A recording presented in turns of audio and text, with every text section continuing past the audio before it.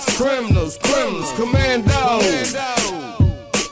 Cops, they serve and protect. Criminals, try to earn their respect. Commandos, strike when opposition is a threat to our seas. Govern the country against foreign enemies. First episode was the cop and the criminal. Now we got commandos like 5-star generals. Come to share their war stories from the streets to the pen all the way to overseas.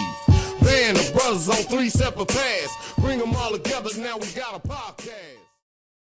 Welcome to episode number 2 of Cops, Criminals, and Commandos.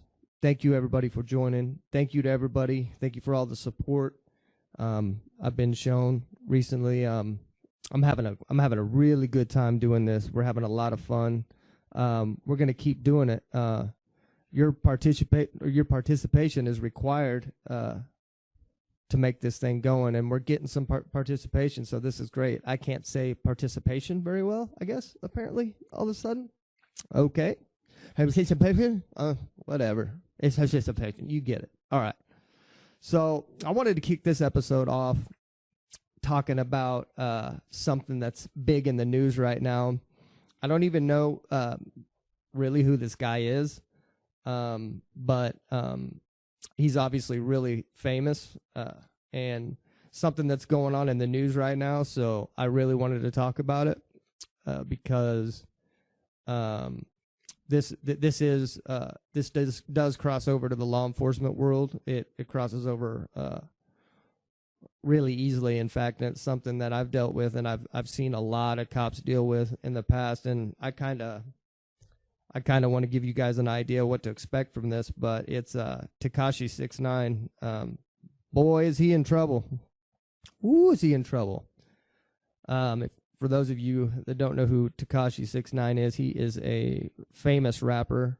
In fact, he just broke tons of records on YouTube, coming out with this song.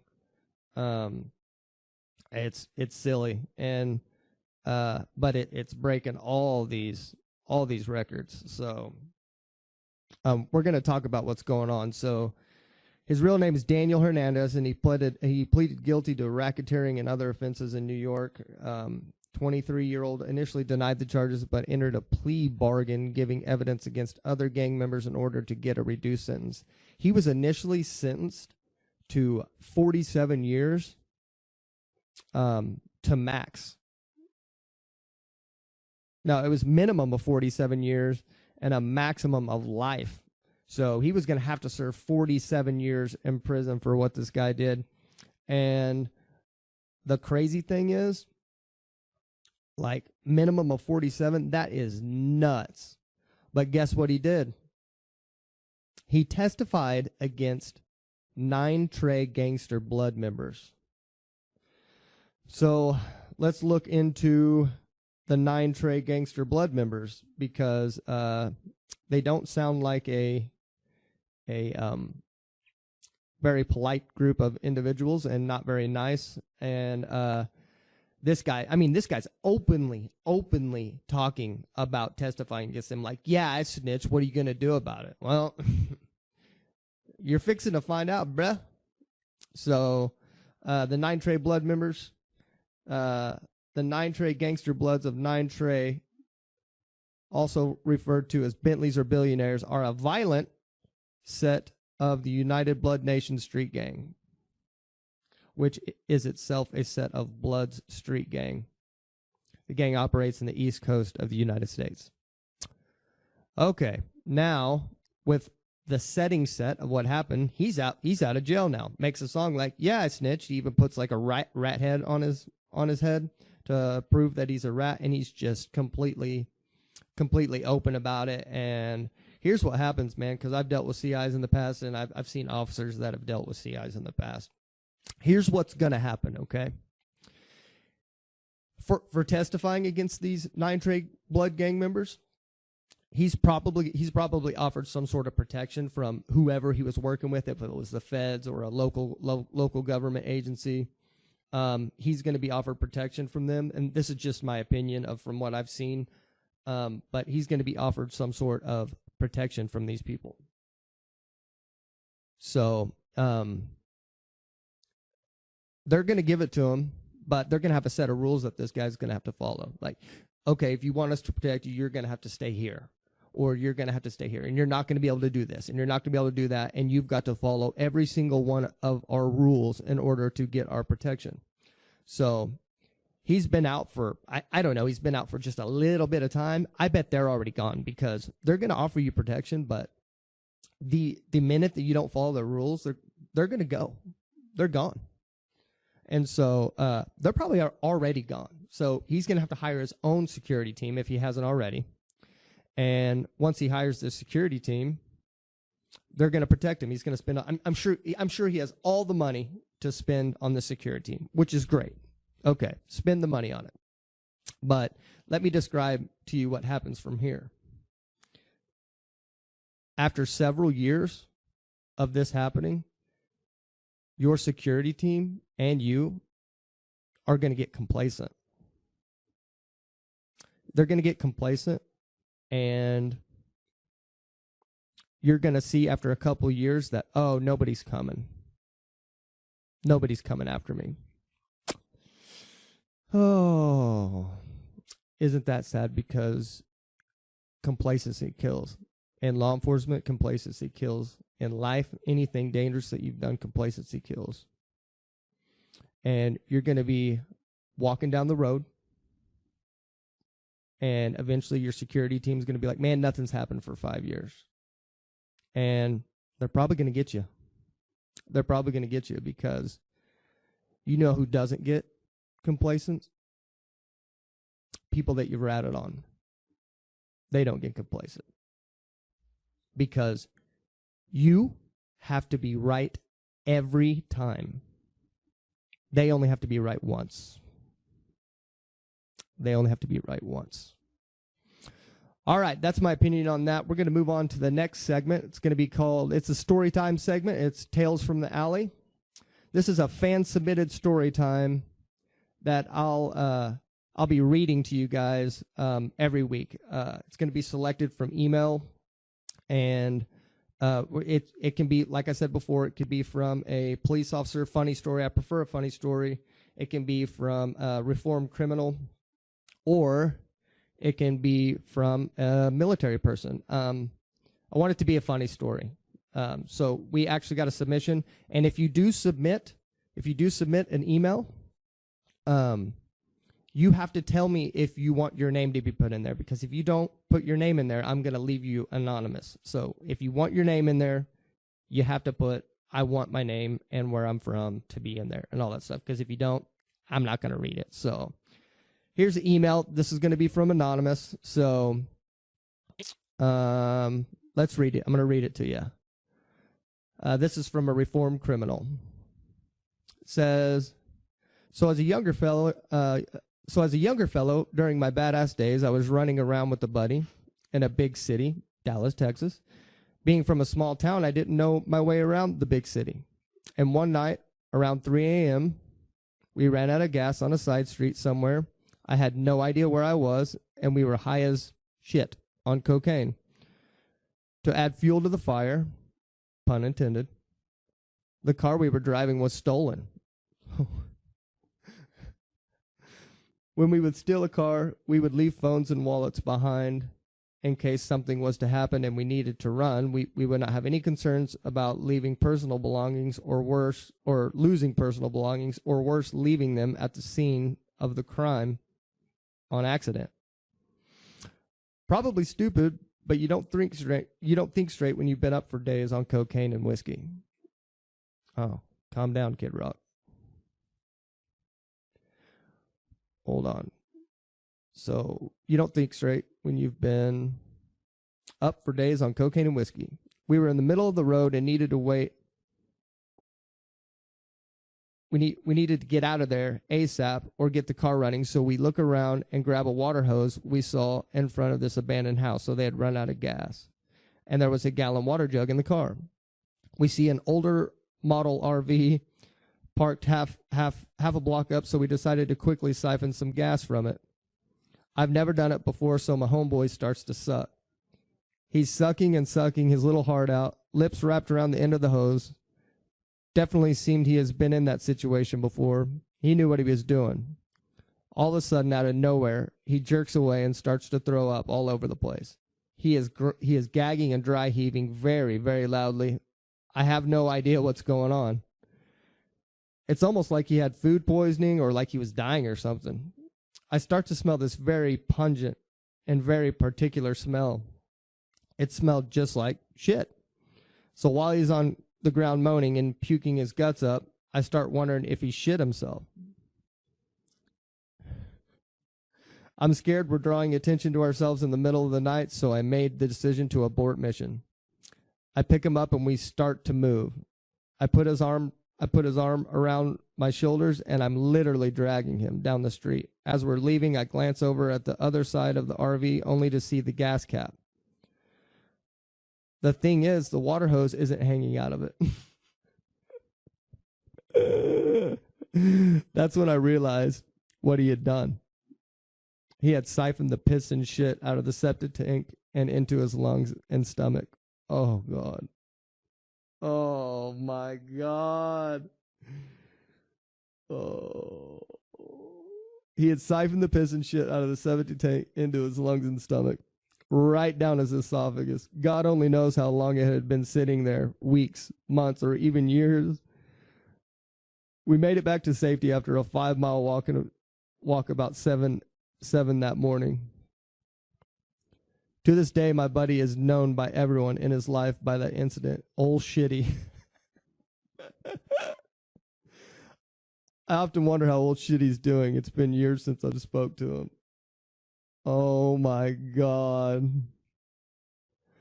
That's perfect. That's perfect. That's the stories I want to hear. If you have a story like that, please hit me at znation111@gmail.com. That's zeenation111@gmail.com. If you have a story like that you'd like to submit, I will have them selected. It needs to be, it doesn't have to be clean. That wasn't clean. But, don't email me and tell me you murdered somebody, because I'm going to turn you in. So, yeah, don't do that. Okay, we're going to go on to the next segment. It's called Catcha. Catcha being good. And it's where we highlight a good deed done by a police officer each week. Not necessarily a police officer. It could be a good deed by a reformed criminal or a commando. We're going to highlight these good deeds that these people do, because I feel like the world is full of negativity towards officers. I'm going to shine a good light on an officer every week, or, like I said, one of the other groups of people. So this one was selected by me because I didn't get any submissions on that this week. So if you want to submit that a story for this segment, or if you have somebody you'd like to highlight, email me, znation111@gmail.com. And I'll put a graphic up on YouTube for audio only. It's zeenation111@gmail.com. And if you don't know how to spell nation, then you know how to spell nation. Google it. Okay. This says, a police officer in Austin, Texas has been very busy doing good deeds. While out on patrol, Officer James Riley was told by a citizen that a little boy was walking alone in a parking lot. He looked fairly young, Riley told InsideEdition.com. When Riley approached him, it took a bit of talking to get the child to open up. He kept saying bye and walking away, the policeman said. With a little cajoling, I don't know that word, Riley was able to convince the boy to get in his cruiser so he could take the child home. The boy said he was 9 and that he had been out buying snacks for himself and his little brother. The kid's house was less than 1/10 of a mile from the parking lot, Riley said, and at the boy's apartment, the officer discovered the little brother and no adults. After a quick walkthrough of the home, Riley also discovered that there was very little in the way of food. Officer said, I looked in the pantry and the fridge and didn't see much food in there. And so he took it upon himself to do something. He told the children not to leave the apartment, and then he went to the grocery store and stocked up on food that would last a while and stick to their ribs. Bad joke. He bought ramen, cereal, hamburger, and bread. Stick to the ribs. That's so Texas. Okay. He called his boss and told him what he was doing. His boss said he was in for $20. At the store, he recognized an off-duty officer doing security at the market. He was in for $20 as well. He purchased things the boys would be able to make for themselves without turning on the stove. He also called the boy's mother, who was at work. He learned the family had recently lost its food stamps benefits. The boys were at home alone for a few hours while their mom was at their job. They would be starting summer camp in a week. But until then, the mother said she had no child care and had instructed her children to stay in the apartment until she got home. I mean, that's normal, man. Listen, everybody's so quick to jump on and judge these parents that leave their kids at home alone, but like, child care is so ridiculous. It's so ridiculous. I mean, you can hardly afford that crap, man.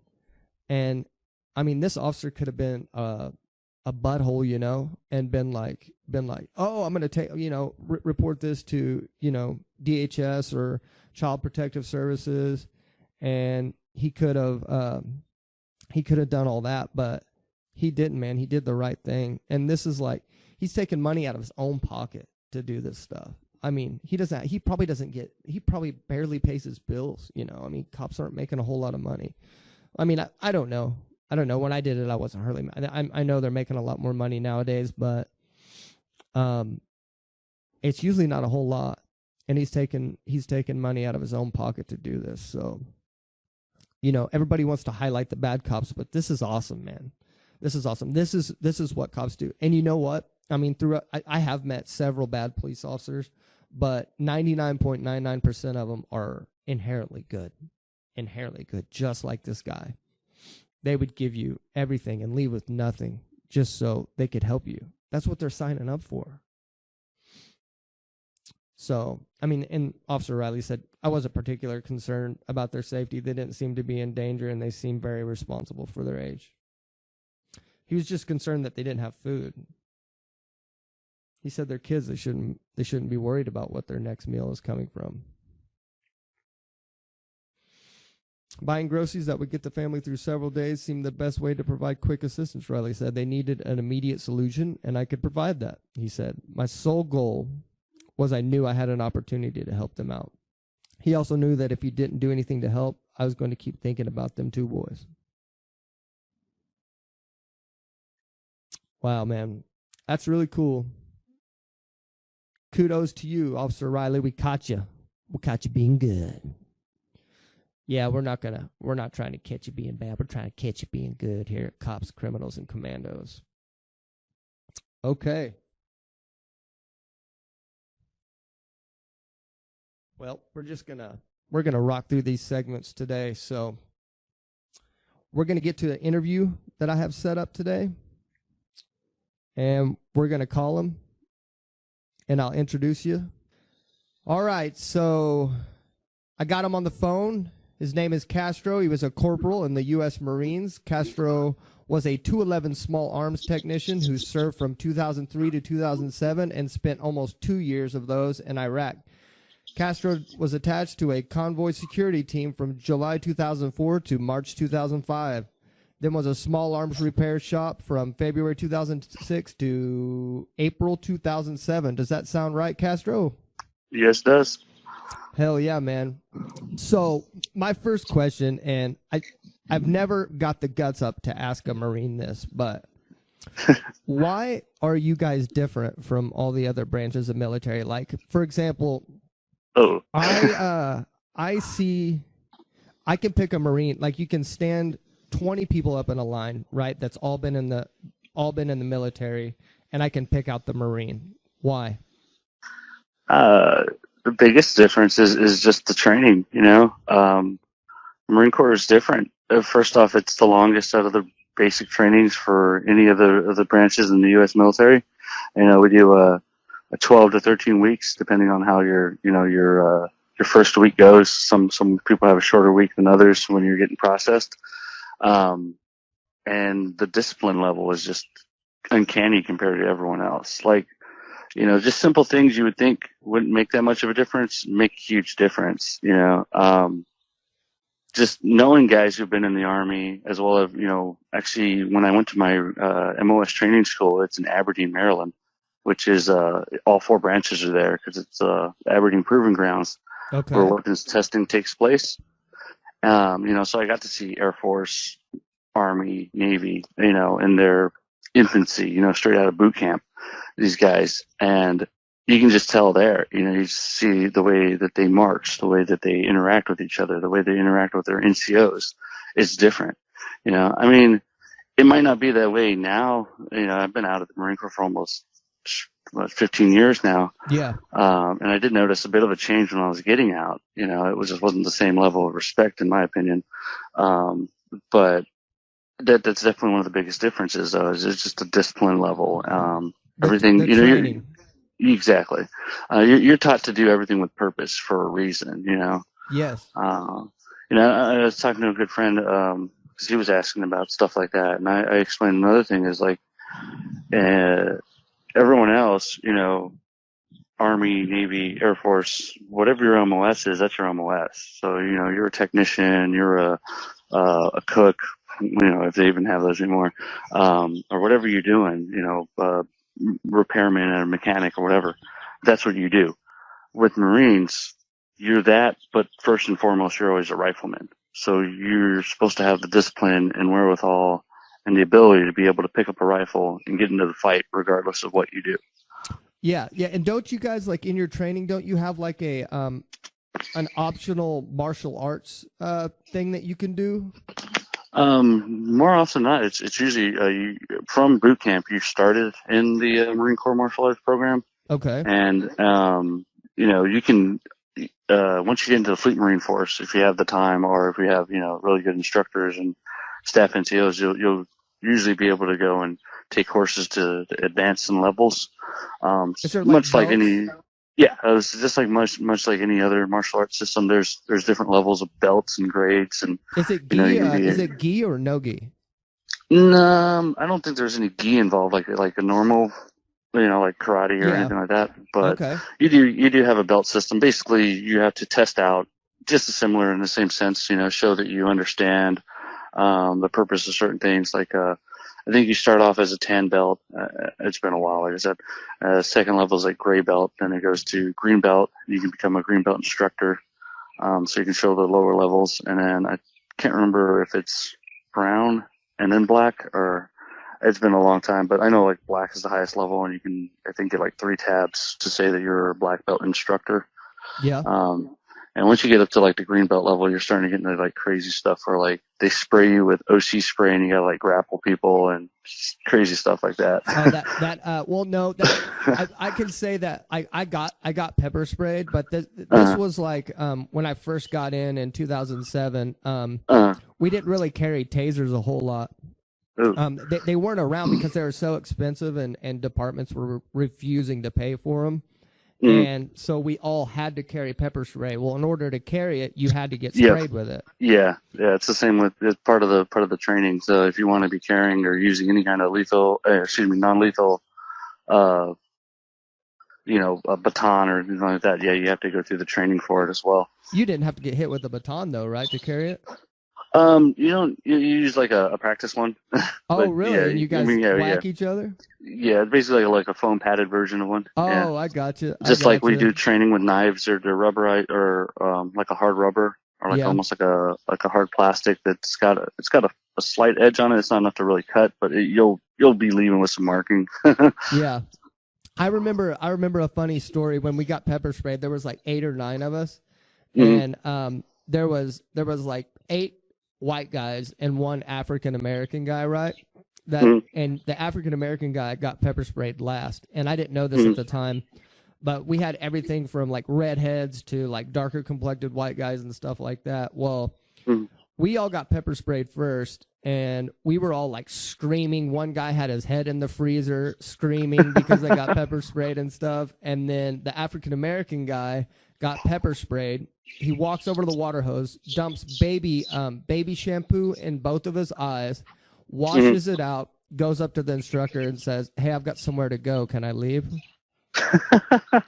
And I was like, "Oh my God, you are a savage, dude. What is going on?" Well, apparently the instructor said that darker complected people, it affects less. And then not to mention, like, he was from the military and got that trick from the military. So I gotcha. Shout out to you, Derek, I believe your name was. Shout out to you, buddy. You gave us all tricks. But you told us too late, man. That's kind of messed up. So yeah, man, that's nuts. I've always noticed that Marines are just inherently different than everybody else. And you know what? Now that you said that it's changed.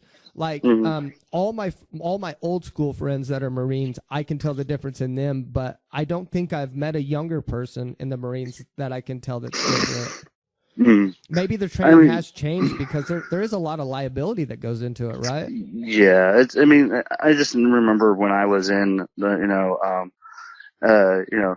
I don't like sharing this, but it's the truth. I actually had to stay a little bit extra in boot camp because I actually failed on my qualification for rifle on my first try, which was kind of a funny story because like I did really good throughout the entire week of firing, like because you fire and actually practice the way you would actually perform on qualification day.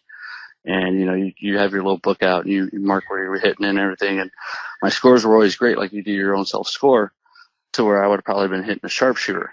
Come qualification day, I just shit the bed. Nerves got you? Yeah, I guess. I mean, I don't know what it was. I did great like through the first half of it, and then like toward the further half of this, further I got back, I just couldn't hit shit.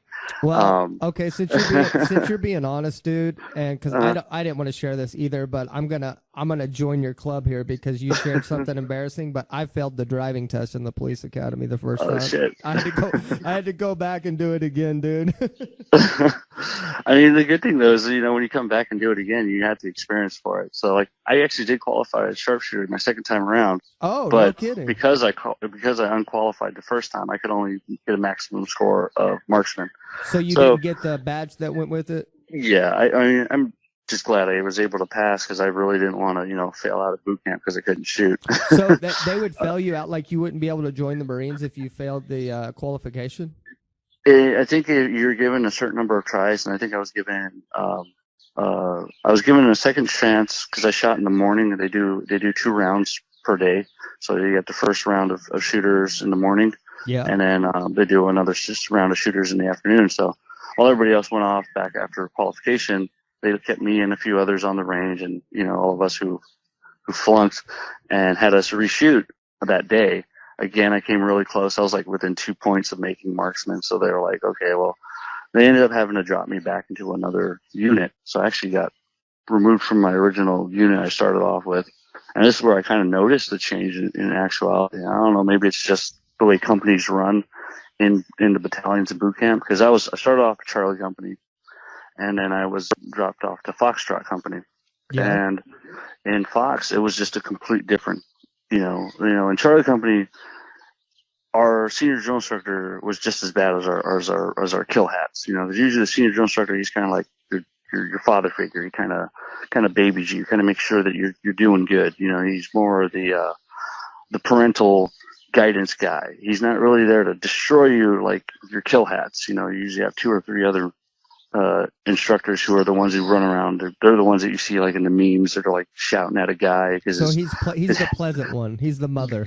Yeah, I mean he's still gonna get on you if you're doing something stupid. I mean that's his job. Yeah. But he's gonna be more the guy who's gonna be a little bit more lenient. Like talk to you more in a softer tone at times and stuff and like that. But I mean his job still is to mold you into a Marine. And again, like I said, he's gonna be there to look for those people who are close to breaking and either figure if they need to be weeded out or not. The other guys, their whole job is just to try and break you. Yeah. And he's the one who's going to see if there's redeemable quality to try and mold you more or to just, wash you out. So usually they're guys who've done it for a few years. They got the experience for that. How many? Go ahead. I'm sorry. Go ahead. Oh, go ahead. Yeah. No, go ahead. What's your question? So I was thinking about this while you were talking, and I Mm-hmm. So you don't really hear about Army people and Navy people, and I'm not trying to divide the groups or anything else like that. But like, how many people don't make it through? Like, how many people out of your academy didn't make it through? As far as I remember, from my actual original my original platoon, I think there was almost about 80 of us. Usually in the summer, you're going to hit larger platoons. Yeah. And I went in right after high school. I mean, I was in recruit training within 2 weeks after graduation. So I started off in a group that was over 80 people. I think we lost about, I'd say at least 10%. Oh, wow. And some of that's due to injury because some guys, they can't hack it. We had one kid, I say kid all the time, the same age, but this one kid, he's a heavier set kid. I forget where he was at. I think he was at like somewhere in the Midwest. And I went to San Diego because I'm from Texas originally. I was born in San Antonio. Okay. So I went out to San Diego. I'm a Hollywood Marine. We got our own infighting within the Marine Corps as well. We give each other shit for that. You have your own what now? Infighting. We talk shit to each other. If you went to Paris Island versus going to MCRD San Diego. Yeah, you're not as cool as the other. Exactly. Yeah. So this one guy, it was actually within our first couple of weeks in boot camp. We were doing just our normal. We were doing about 2-3 mile runs every other day, kind of getting everybody like kind of ready to get into the physical fitness test during our first 2 weeks, so that he kind of grade you, see where you're at, and what you need to improve on. And I forgot what had happened. Somebody messed up, so our senior drill instructor decided to take the run a little bit longer. So we went from a 3 to 4 mile run to somewhere around 8 miles. Oh. And it's the middle of San Diego summer. It's pretty warm out. Yeah. This guy, like I say, he's a bit of a heavier set guy. He just couldn't handle it. He ended up passing out from the heat. And he got what they call the silver bullet. So they had to take his core temperature the old-fashioned way. Oh. Yeah. They call it the silver bullet, huh? They call it the silver bullet, yeah. And the doc has to come up with, and Corman. You heard it here first on the Cops, Criminals, and Commandos podcast, folks. Yeah.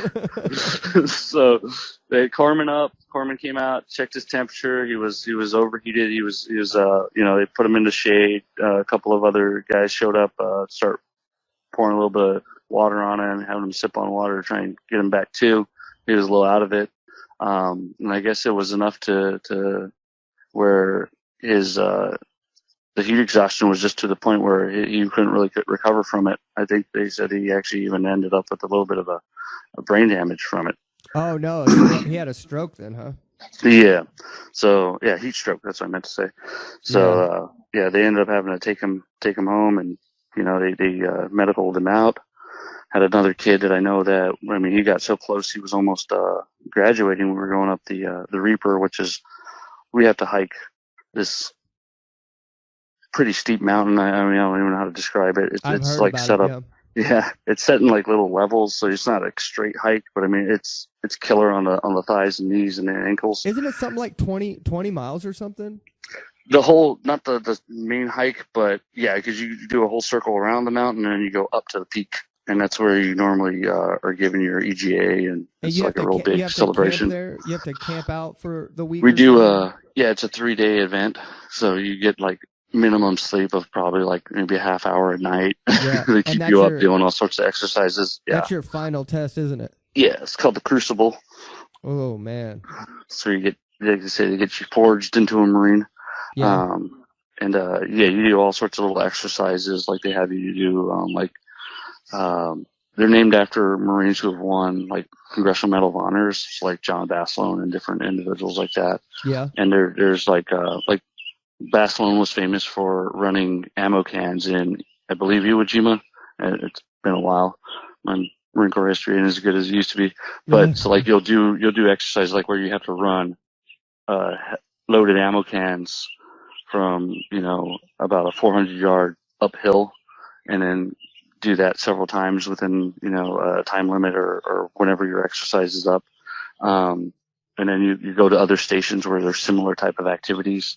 And, it's all throughout this 3-day event. Like I said, they show you how to make sure you have everything packed in a certain way so that your pack isn't too heavy and it's not loose and you have everything crazy. And, it's actually one of the funnest things in the world, but it's also one of the most like, just absolute anxiety-ridden and stressful situations that you're ever going to be in. Yeah, it's because it's this is it. Like every hard thing that you worked for, all comes down to this, and it's the hardest thing. Like if they would put that in the middle, it wouldn't be as stressful because then you knew you had a lot of other things to pass before you did this. But this could be it for you. And then, that's pretty much. Yeah, everything you did in the past up to this point would mean nothing if you failed it, you know? Yeah, and I had this one guy in a platoon who he ended up he had a severe fall, and he ended up cracking his hip right at the joint, and so they had to medical him out because of that. Like, I mean, he was taken care of, like, you know, the military paid for him, and he's on a disability separation and everything along those lines. But I mean, he really even can't even claim the title because he did not complete it. No, you know? Of course. I bet he was destroyed mentally. Oh yeah. I felt so bad for the kid. Yeah. Real good guy, but you know, like, you know, I was like. So he's disabled for life?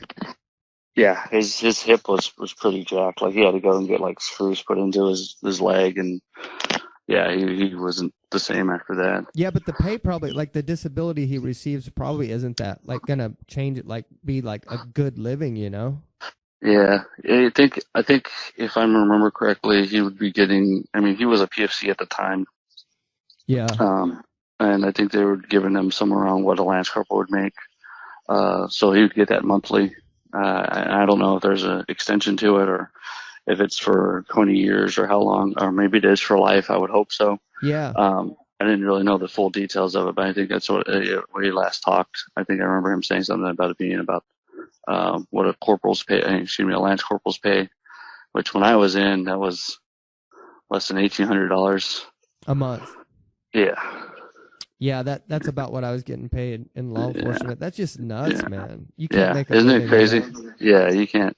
It's crazy. Even though the other thing too is, like, people are like, oh yeah, your room and board and all that's paid for. Now, if you look at your leave and earnings statement, you'll see that that's not paid for. It's getting taken out. Yeah, that's nuts. So how long were you out of boot camp before they told you that you were gonna get deployed? Let's see. They pretty much had it in our mindset that we were going to probably be deployed once we got to the Fleet Marine Force. When I was in boot camp, they kind of like threw that in your head. So you already knew. So yeah, I already kind of knew. And then going to California, which was 1st Marine Division, I wasn't part of 1st Marine Division. I was part of First Force Service Support Group. So it's just basically divisions support, all the logistics, all the maintenance, and all the other stuff that goes with running an infantry unit. That's what we supported in all. And I was part of a 3rd echelon shop, which is like, you got the guys who store the guns in the Army that everyone hates because they're like little trolls that won't let you turn your weapon in if it's dirty. Oh, no. And then you got our guys who are the guys who actually like rebuild the weapon if some guy decides to leave it under a Humvee and it gets run over. Yeah. Okay. That's nuts. So, like, did you know you were going to get deployed when you signed up? Yeah, I kind of figured it was going to happen. I mean, I kind of wanted to. In some regards, crazy. What compels you to sign up and want to be deployed? Why? It's a little bit of personal reasons, but a lot of it was also just I didn't have anything really going for myself. Right. Like, part of it, I honestly was looking into joining the military well at the start of my high school career. Like, I was looking in actually the Air Force first because I'm from San Antonio. The Air Force is huge there. Yeah. Lackland Air Force Base is right there. And I was actually looking at recruiting recruiters and like pamphlets and things like that since I was probably about 15, 16. I actually got my brother in the military because of me. Yeah. So my brother got recruited because I had filled out an information card.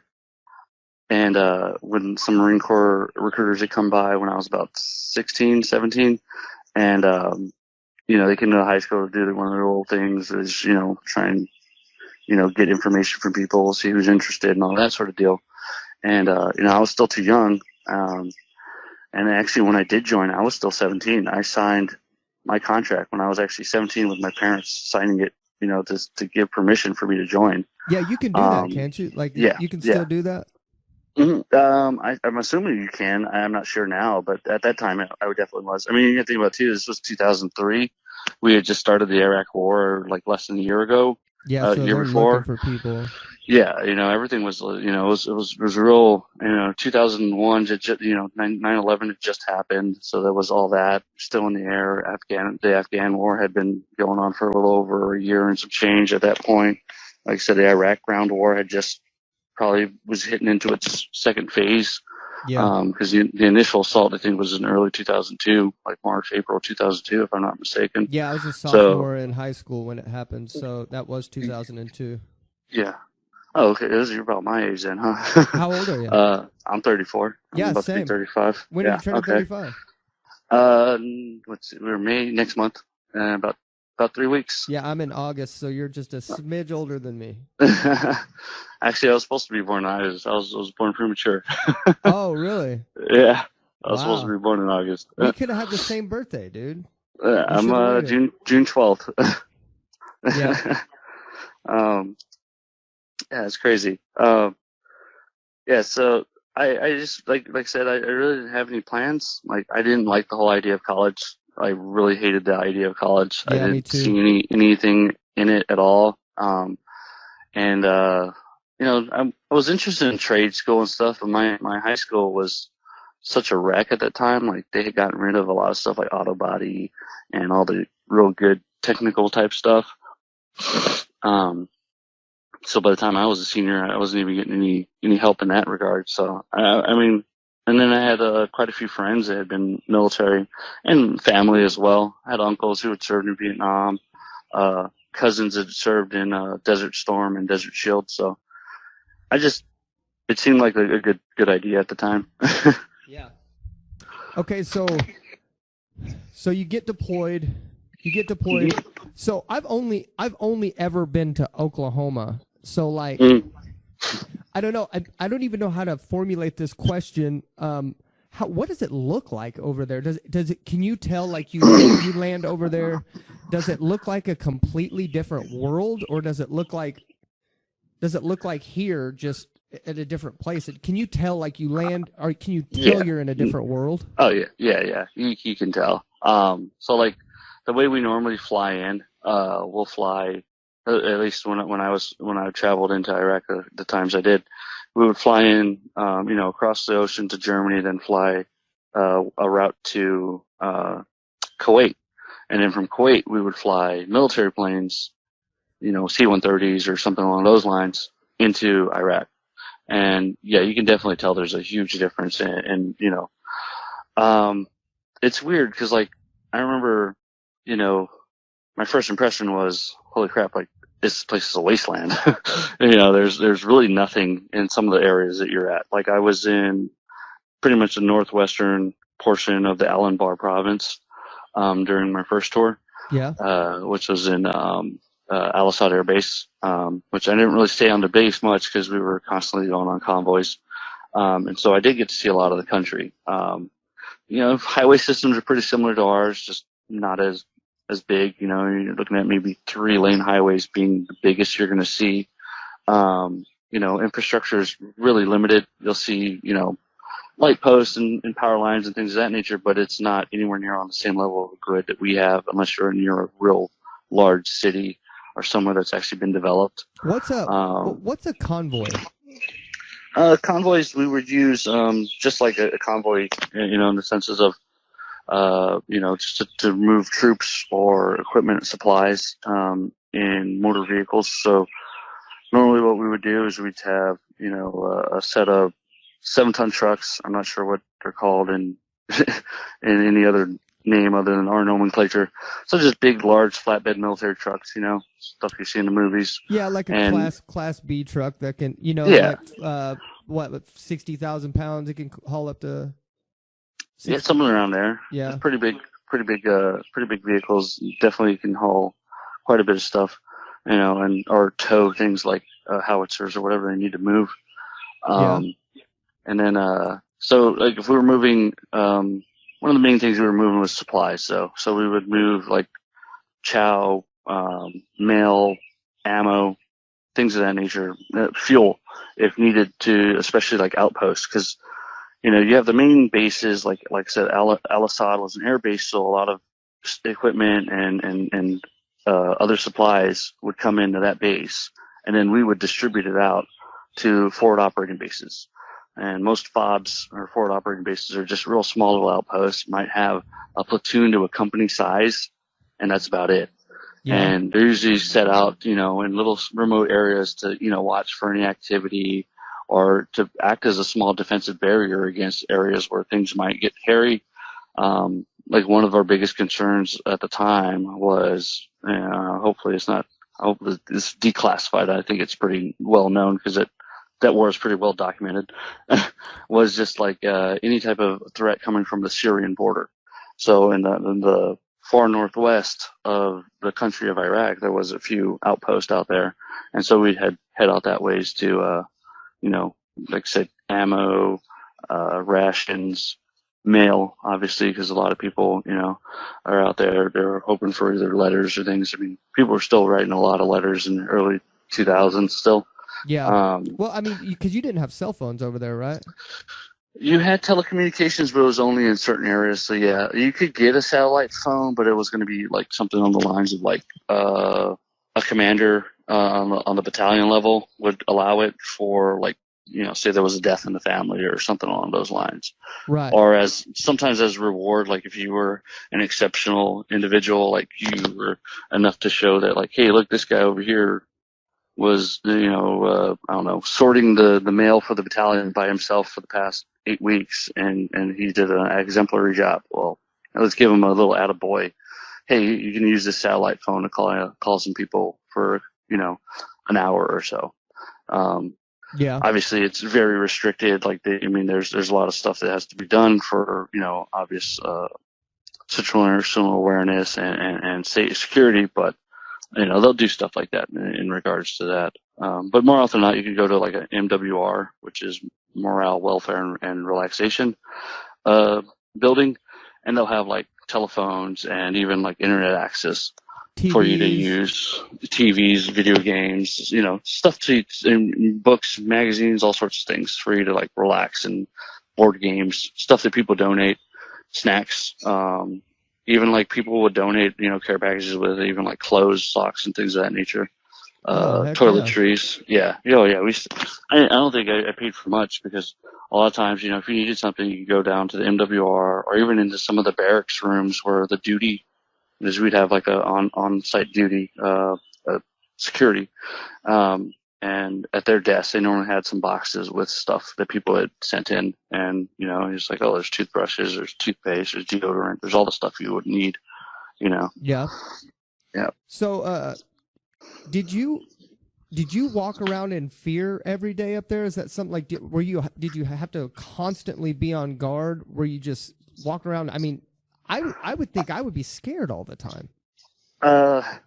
It's crazy. Like you start off that way, I think, for most. And I saw it like actually on my first night.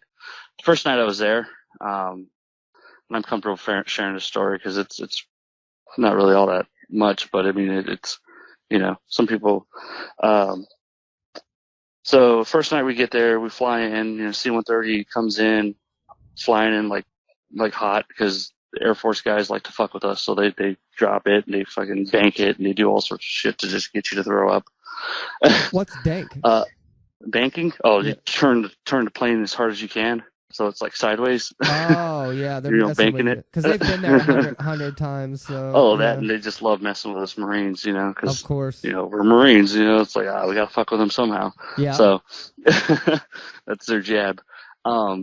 So we get in, we get all our gear, we unload. It's like close to midnight by the time we actually get to our area. And on Al-Assad, we had basically what they called a tent city. So it was just literal tents set up because we had all the outgoing Marines still kind of there. So they're like taking people out in portions because you don't want it to be, at a low point where nobody's on duty. Yeah. So they're taking people out in increments. So, one platoon leaves as another platoon's arrived, gets settled in, then they swap places. So then those guys can fly out and those guys are taken over. And so all this overflow of personnel, you have this whole tent city set up. So they throw us into this shack of a building made out of plywood and 2x4s and just lined, almost wall to wall with bunk beds. Yeah. And I mean, like this looks like a flop house. Like they're just mattresses on frames, nothing else on them. Wow. So, they're like, here you go. There's somewhere to stay for the night. So it's like, okay. So, we finally get settled in. It's probably about close to 1 a.m. when I finally getting close to falling asleep. And almost immediately I hear a noise, and I'm not sure what it is. I was right at that point of like where you're falling asleep, that REM state almost. Yep. And then there's just this loud bang. And the room lit up like somebody took a flash photo in there. Oh, wow. And at first, my mind's processing this because my eyes were still closed. And I'm like, oh, shit, like, did I just die? What just happened? I just see this flash. And I mean, like, all I saw was white for a second. And then when I opened my eyes, I'm still seeing white because that's how bright it was. Well, it turned out what happened was a 125 millimeter rocket. It came in and blew up about 150, 200 yards north of our little area. Wow, that's a long ways away.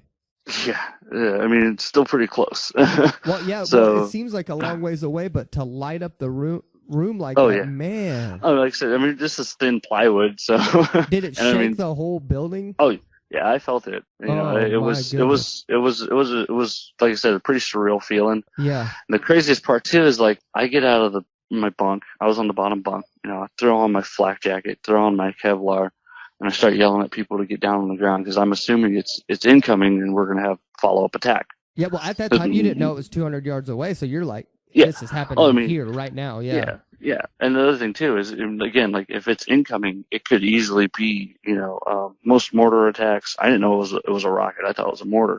Mm-hmm. And so most mortar attacks are indirect, so it could be spread out in a pretty decent area. Yeah. So, I mean, I have no idea what's going on. So I start yelling for people to get down and I start low crawling and start trying to figure out where I'm at.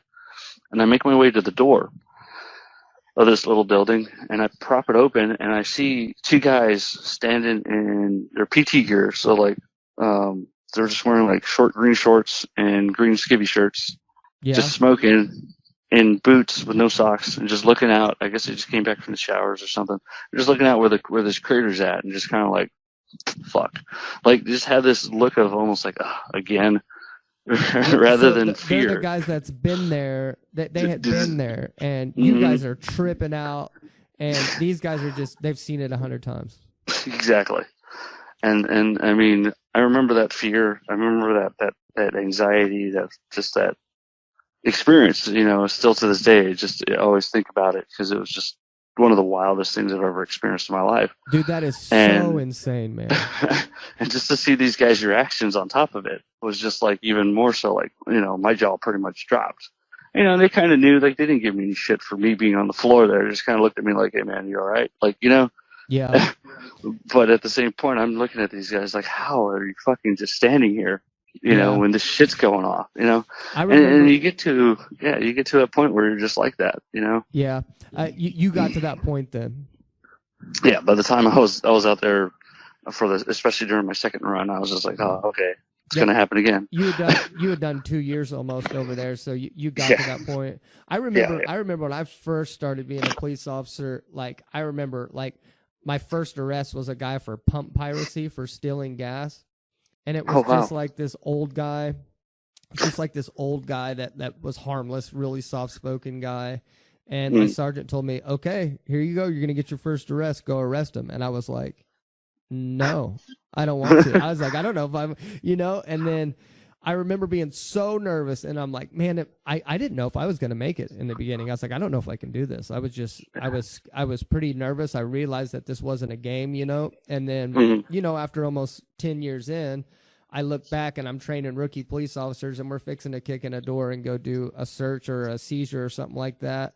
And I leave my gun in my holster and I'm fine. And then I hear them breathing and panting real hard behind me going, and I'm going, oh, I used to, so you can't be too hard on them because I used to be that way.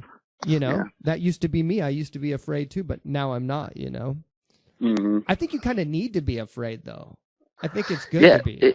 It definitely does help because I do notice like one of the big things that I recall was just like one of the things they tell us all the time too is complacency kills.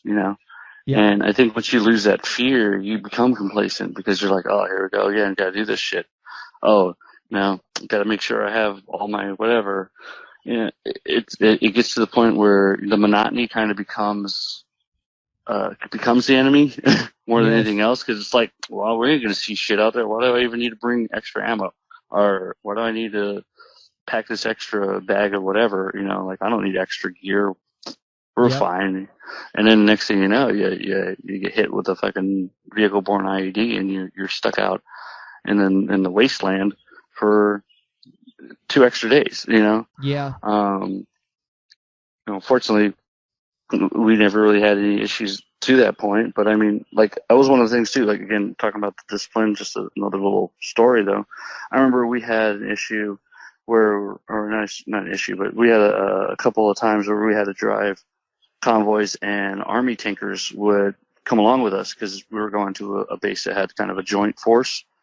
And so you look at the difference in like how our guys were. We'd have full kit, full gear, plates, plate carriers, all of your stuff, some of us carrying extra bags, for like supplies or food or whatever.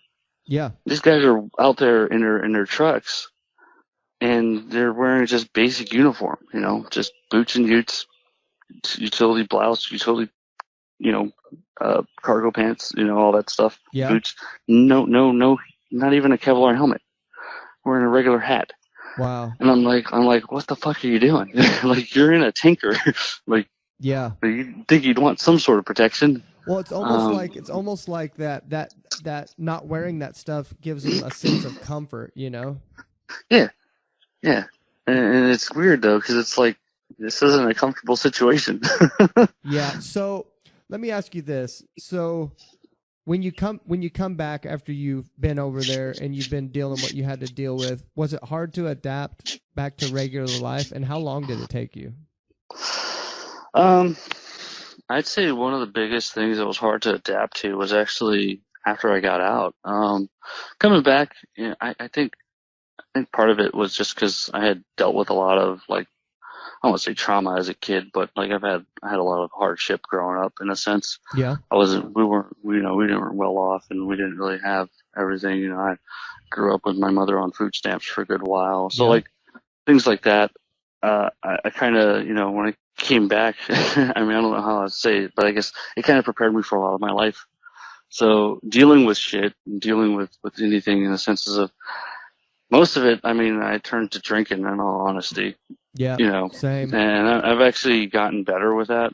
Yeah. Recently. I mean, it took me several years, but if I wasn't turned to alcohol, I usually was either just bottling it up or figuring something else out. Yeah. And I mean, it took a while for me to get over certain things, but honestly, just like readjusting wasn't as difficult as it was more like other things. Like, once I got out of the military, it was a lot harder, I think, to get more readjusted. Yeah. Because when you're in and you come back, you got other people who've been through it, so it's a lot easier. Yeah. If I had, I guess I felt more comfortable being around, like, my roommates and other individuals in my shop, because I know that they had shared experience, or that they had at least something close to the shared experience that I had when we were deployed. Yeah. And so I guess that kind of was a little bit on its own a comfort, Yeah. and you didn't even really need to talk about it. You just were there for each other. I mean, it's a brotherhood. And I'm pretty sure it's the same way with police. Yeah. It sure is. It's funny because, like, I think about it a lot, like, because I know quite a few officers, and I have a friend who's actually a reservist, Yeah. Marine, and he's a sheriff out here in Virginia, and like, the mentalities are so similar. Dark humor, all the other stuff, the way that we deal with things.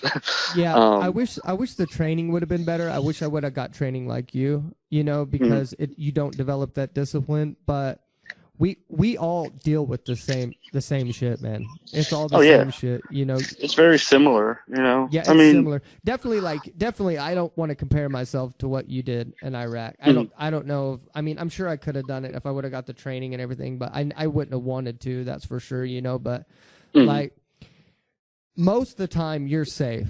in law enforcement. Most of the time you're safe. You're just inherently safe most of the time. But then those situations pop up every now and then. Like I have almost died a couple times doing it, but it was just a couple times. Like you for 2 years probably almost died more times than I did in 10. You see what I'm saying? So like I'm not comparing the two, but you do see a lot of things that you have to deal with eventually. And at the time, dude, I thought I was just the toughest guy in the world. I was like, oh shit, this shit doesn't bother me. And then I get out, and now I'm like, oh no, that was bothering me the whole time. And now I've got 10 years worth of this shit that I have to deal with now. Yeah. And I've got to deal with it. So yeah.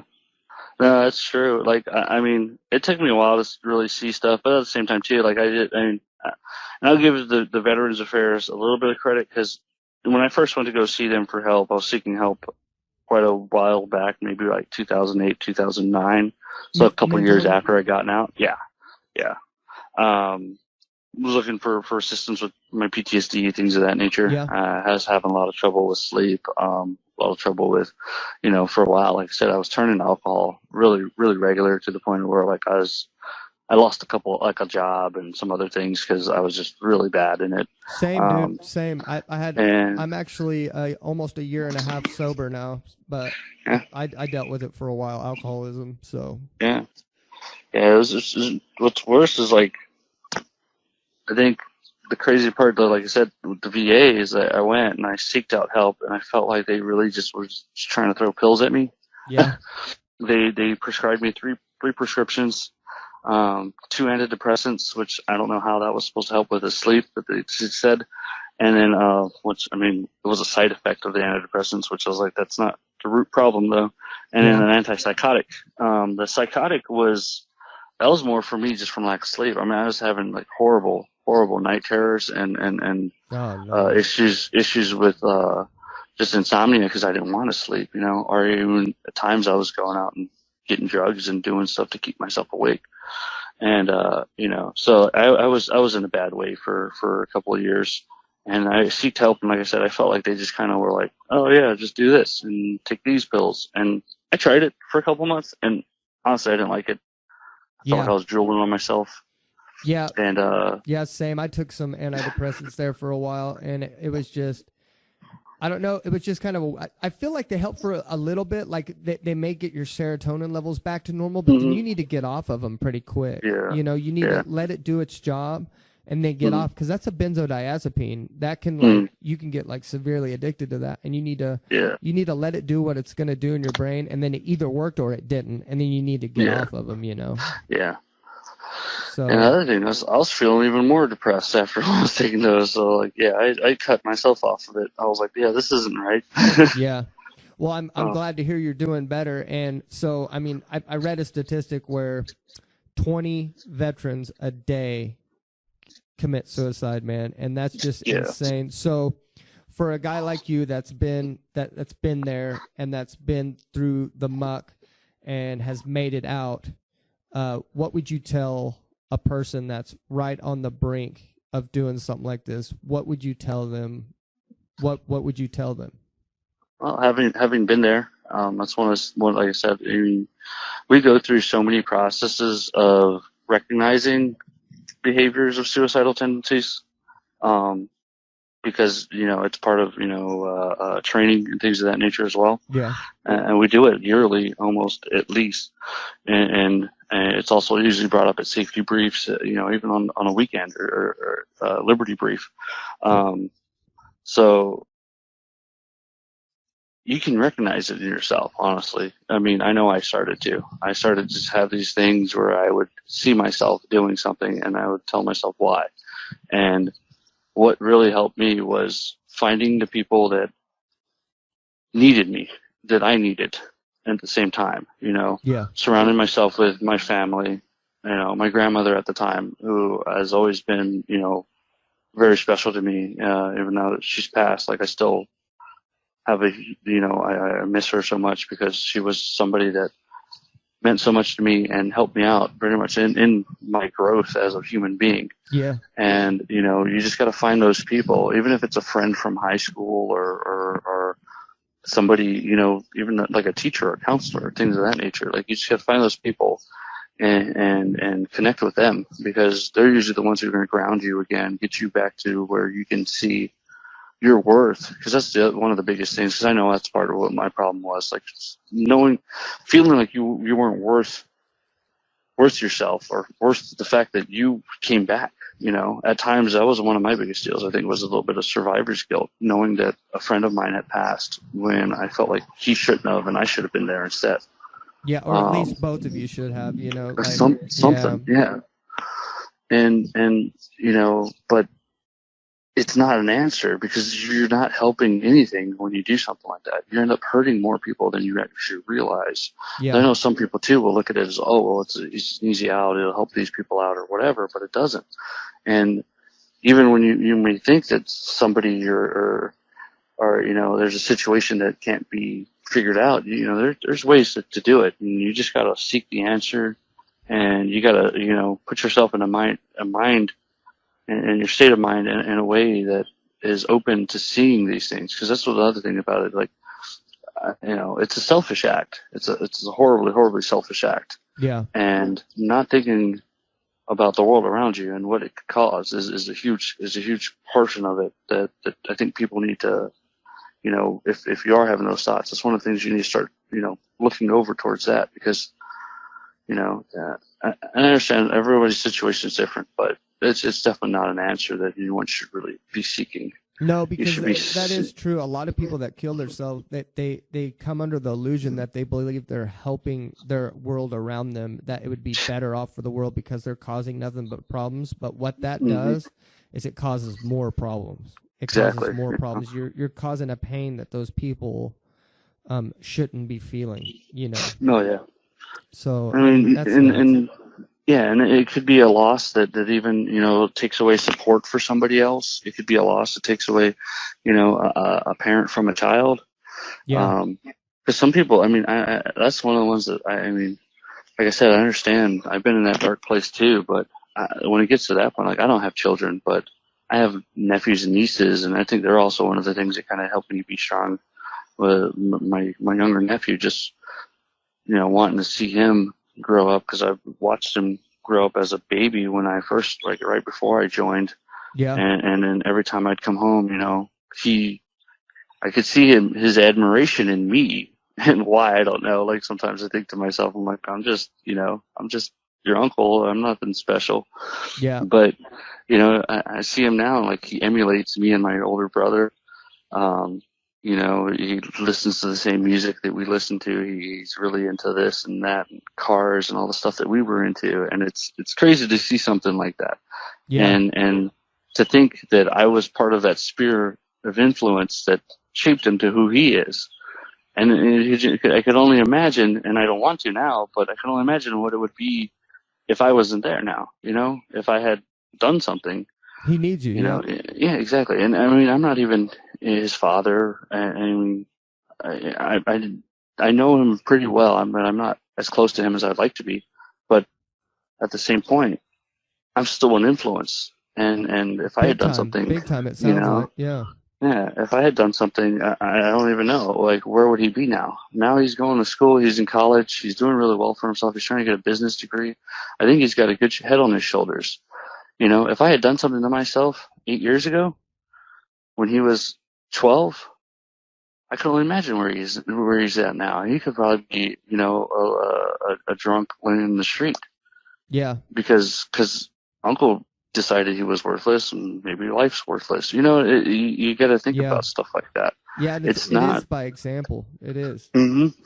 You know, and I mean, like, try not to say names because, you know, it's personal, but, you know, it's one of those things. It hits me hard because I watched him grow up, and I seen a lot of the trials that he went through. Because my older sister, you know, she had some issues with some of the guys she had in her life. Yeah. So, you know, like, I felt for him a lot because I had a little bit of issues with my father in my life, and I think that's one of the reasons why. You've been the male role model. At times, yes. Yeah. It's me and my brother, because my older brother is his godfather, and I mean, he was definitely like the godfather that you want, the type that will always spoil you. Yeah, of course. But it was always like a bit of a contest, you know. I was like, no, I'm going to be the favorite uncle. Okay, well, Christian, dude, from all of us, thank you for your service. Thank you for what you've done. Dude, this was a lot of fun. If you're ever in the Oklahoma area, I'd love for you to come in studio and come on. Oh, that'd be awesome. I would love to have you anytime. You just reach out and you can be on here. But I'd love to have you in studio, and that's an open invitation here anytime. What size of shirt do you wear, dude? XL. XL? Okay, I'm going to send you a shirt when we get off here. Text me your address because this camera's about to die, and I'm going to send you one of these shirts. And I'll have the episode up, and I'll send it to you, dude. All right, that sounds great. Thank you for your service, brother. We all really appreciate it, and thank you. And be good to yourself, brother. Oh, thank you very much. I've had a great time, and I really hope to, if we can, do this again, and especially like you said, in studio. Please do. Open invitation. Awesome. All right, brother. All right. Bye-bye. Bye-bye. There he was, man. How cool was that, guys? What you don't always get to see what these people are like sometimes that are around us, and we don't even know it. But we're amongst people like this all the time that went through something absolutely insane for us, so we can sit here and talk shit about each other on Facebook. You know? Like, that guy did all that crap and sacrificed all that stuff that he just told us so we can bitch at each other on Twitter and stuff. That's insane. It puts it in perspective. You know, it puts it in perspective that what we go through every day. And I don't know. Show him some love. That's great. We're going to send him a shirt. Thank you guys for joining the second episode of Cops, Criminals, and Commandos. We're going to come at you next week. Every Sunday night, we're going to have it up. So thank you for joining. Love you guys. And I'm 10-7. Till next week. Cops, criminals, commandos. Cops, they serve and protect. Criminals, try to earn their respect. Commandos, strike when opposition is a threat to our seas. Govern the country against foreign enemies. First episode was the cop and the criminal. Now we got commandos like 5-star generals. Come to share their war stories from the streets to the pen, all the way to overseas. Band of brothers on 3 separate paths. Bring them all together, now we got a podcast.